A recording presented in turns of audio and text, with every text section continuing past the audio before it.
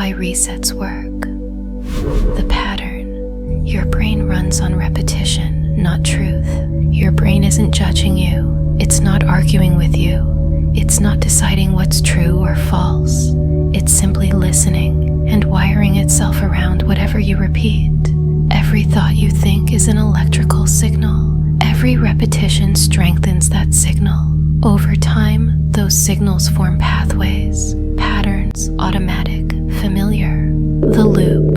The longer you run an old loop, the deeper it digs in. I'm not good enough. I'll never get there. I'm stuck.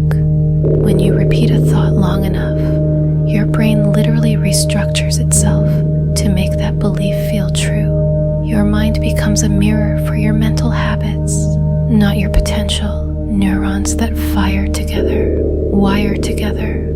That's not a metaphor, that's neuroscience.